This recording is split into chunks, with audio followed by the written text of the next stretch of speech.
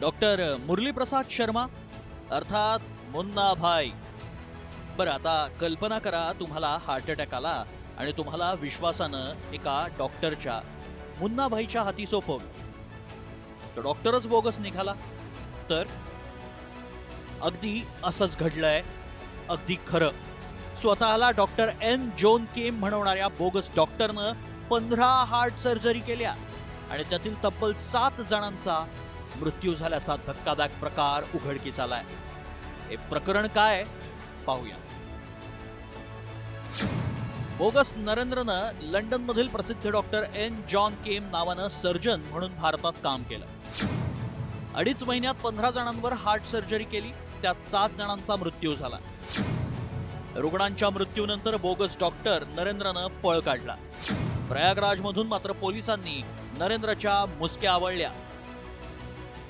मध्य प्रदेशातील दमोह जिल्ह्यात मिशन हॉस्पिटल आहे. या हॉस्पिटलमध्ये लंडनमधील प्रसिद्ध हृदयरोग तज्ज्ञ डॉक्टर एन जॉन केम नावानं नरेंद्र यादव नावाच्या बोगस डॉक्टरनं सर्जरी केली.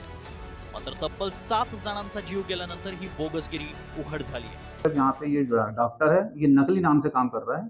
इस नाम के डॉक्टर लंदन में है और इसका नाम नरेंद्र यादव है और इसके ऊपर हैदराबाद में अपहरण का मामला दर्ज है.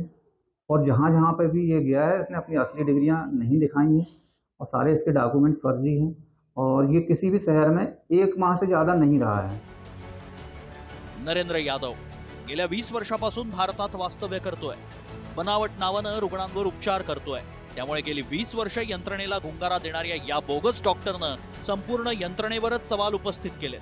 इतकी वर्ष यंत्रणा झोपली होती का? 20 वर्षात बोगस डॉक्टरनं किती जणांच्या आयुष्याशी खेळ केला? असे अनेक सवाल उपस्थित झाले. देशभरात 2 ते 3 लाख बोगस डॉक्टर असल्याचं म्हटलं जात आहे. त्यामुळे निर्ढावलेल्या यंत्रणेला कधीतरी जाग येणार का हेच पाहायचं. ब्युरो रिपोर्ट, साम टीव्ही.